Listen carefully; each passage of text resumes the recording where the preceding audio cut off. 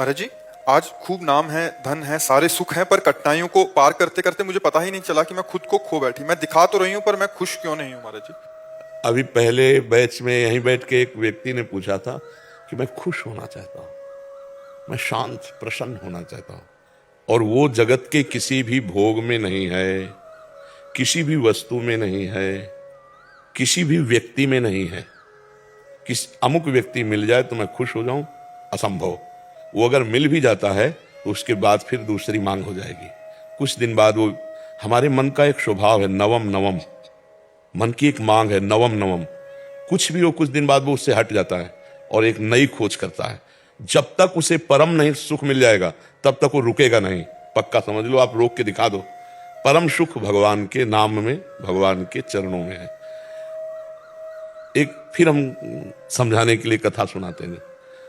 चक्रवर्ती सम्राट महाराज भर्तहरि जी, चक्रवर्ती सम्राट कहते हैं जहां से सूर्योदय होता है, जहां अस्त होता है, एक शत सप्त द्वीप मंडल का सम्राट। उसने विचार किया भर्तहरि जी ने कि सुख कहां है। दिमाग, बहुत बड़े विद्वान महापुरुष थे, तो उन्होंने कहा खाने में भी सुख एक सीमा तक है। रुपया पैसा खजाना इसलिए प्रिय क्योंकि इससे भोग सामग्री मिलती है। पैसे की मात्रा क्या है? भोग सामग्री मिलती है। अगर पैसे से भोग सामग्री नहीं मिले तो हम कह रहे तुम्हारे को नाम जो है एक ट्रक 2000 रुपया आप कर दिया जाए, 2000 का नोट आपके किसी काम आएगा क्या? आपको कोई बेकार आग लगा दो। और 500 रुपया, क्योंकि उससे सामान मिलती है। रुपये का महत्व है वस्तु, वस्तु भोगने के काम में जो आती है, पहनना ओढ़ना है सब। इसके बाद एक आंतरिक सुख की मांग होती, काम। इसको बहुत समझ के देखना। केवल अंतिम सुई जाके रुकती काम में, शरीर भोग, स्पष्ट वर्णन है। सब सुख एक तरफ और मन की एक मांग होती शरीर भोग, वो भी नवम नवम नवम नवम। भर्तहरि जी ने पूरे विश्व में ऐलान कर दिया मैं उसे पटरानी बनाऊंगा जो मुझे पसंद आ जाए। सब सुंदरियां देश, अभी मतलब सप्तद्वीप मंडल मतलब विदेश सब। तो एक पिंगला नाम की सुंदरी जिसके आगे सब सुंदरियां फेल थी। भर्तहरि जी को उसने पसंद किया, भर्तहरि जी ने उसे पसंद। अब वो तो कोई साधारण पुरुष तो थे नहीं, तो उन्होंने कहा कुछ वर्ष में राजकाज बिल्कुल नहीं करूंगा।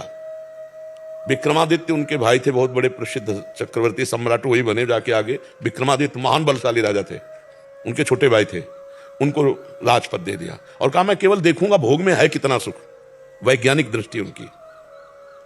अब रात दिन अच्छे अच्छे पदार्थ खाना, चक्रवर्ती सम्राट थे, पिंगला के साथ रहना।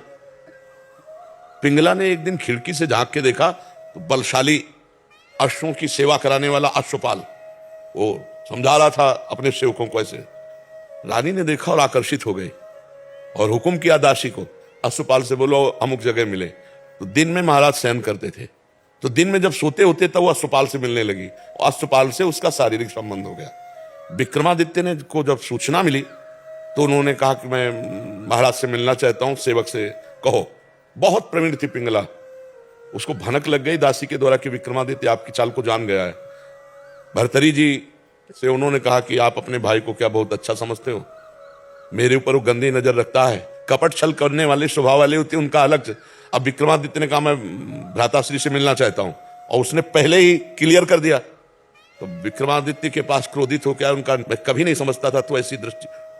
तो उनका भैया हम जो बात बताना चाहे मैं समझ रहा हूं कि तू यही तो कहना चाहता ना पिंगला गलत है। तो उनका हाँ भाई गलत है हमारे पास। बोले तुम कितने सही, निकालो इसको।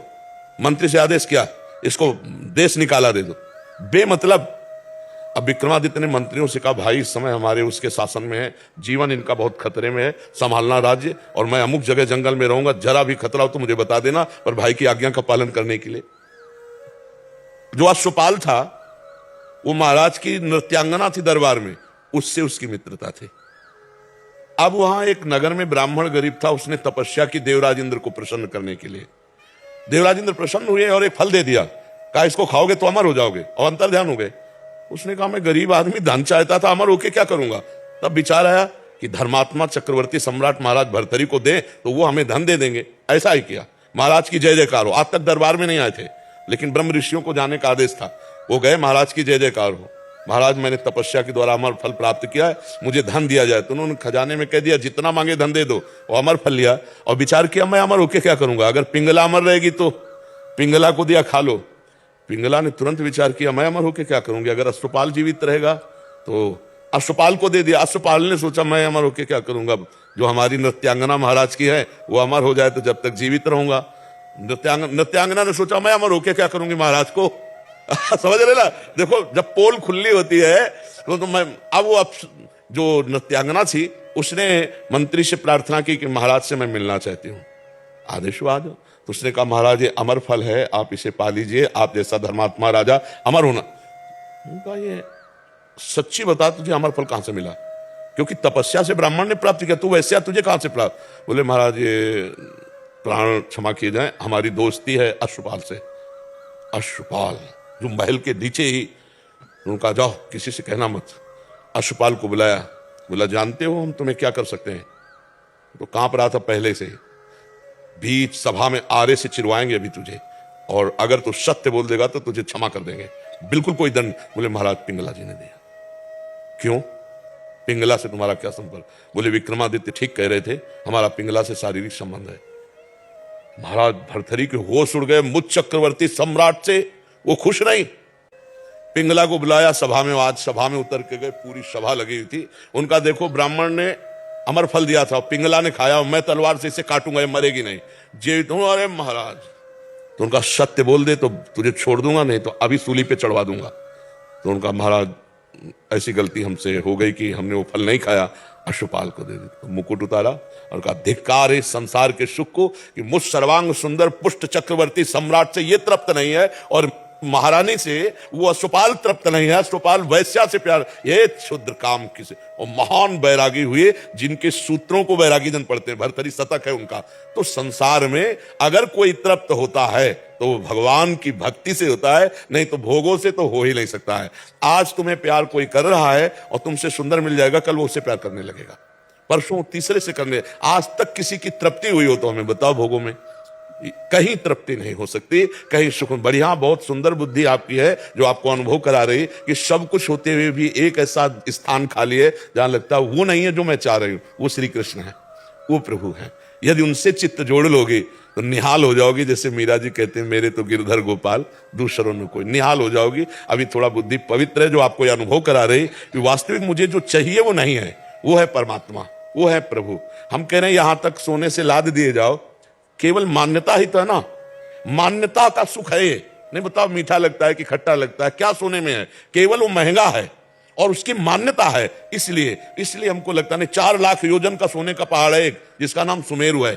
भगवान की माया में रत्न गर्भा पृथ्वी को कहा गया है। जैसे गेरू निकलती है ना, जैसे खड़िया निकलती है, चूना निकलता है, ऐसे यहां सोने चांदी की धातुओं की यहां खजाना है पृथ्वी में। अब वो तो भगवान जब अवतरित हुए थे तो अपने आप सब भूमि से प्रकाशित हो गया।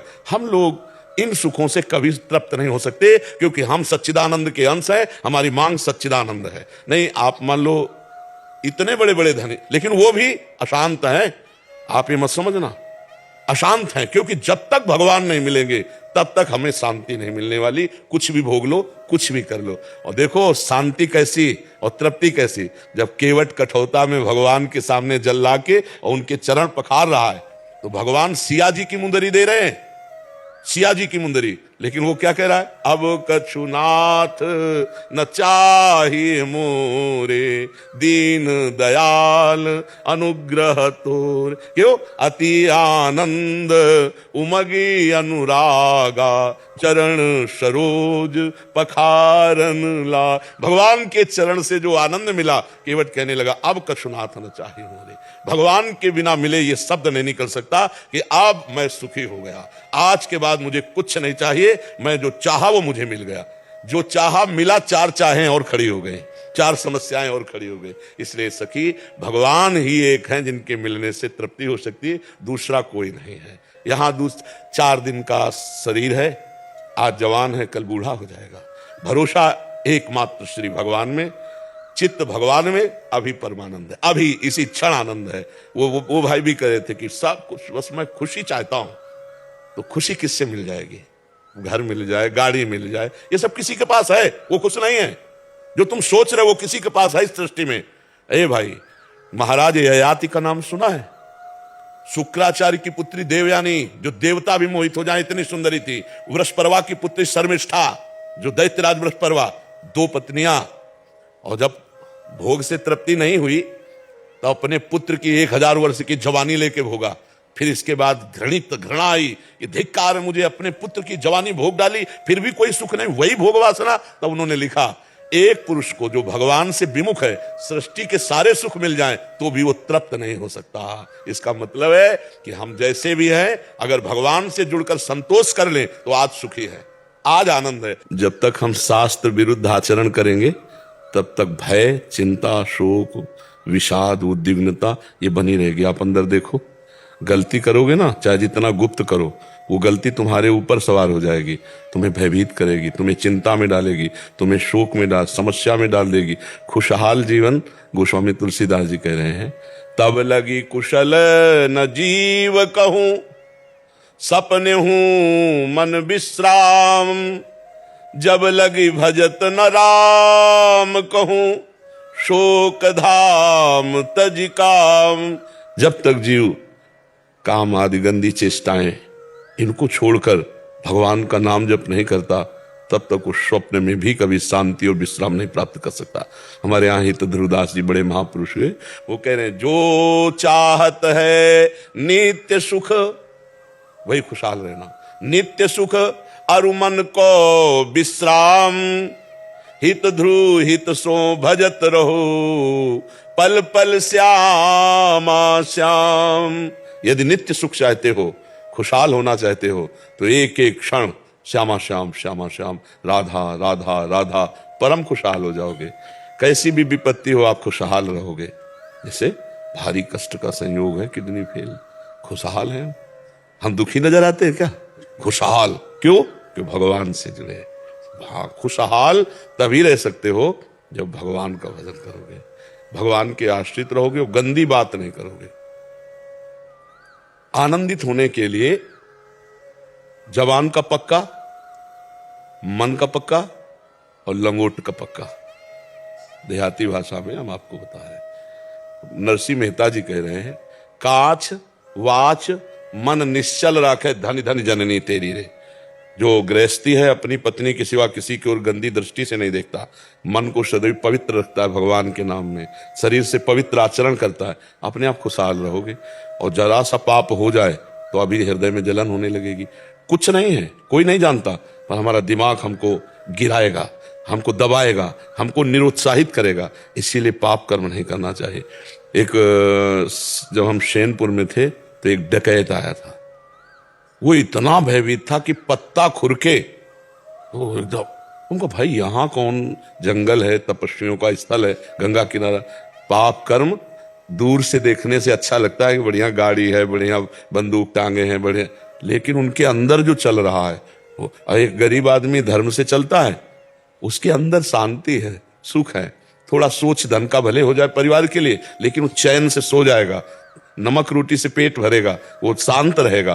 और जो पापाचरण करता है, आप तो नहीं जानते हो, क्योंकि आप जैसे कोई बड़ा आदमी दिखाई दे तो आपको लगेगा बहुत सुखी है, लेकिन जब हम लोगों से मिलता है ना, तब लगता है इनकी कितनी दुर्दशा है। लोग समझते हैं 10 गाड़ी पीछे चलते हैं, इतना बढ़िया कपड़ा है, सब बड़े आदमी है।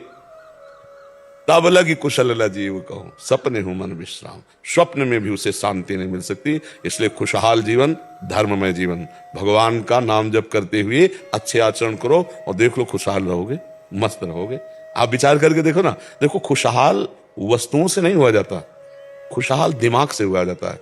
अगर हमारा दिमाग पॉजिटिव हो जाए तो एक बनियान में भी आप खुश रहोगे, और निगेटिव हो जाए तो बहुत बड़े बड़े कंपनी के कपड़े भी आवे ना तो भी पहन के जलोगे, आपको आपसे बढ़कर दिखाई देगा, तब लगेगा मेरा क्या है, तो जलोगे।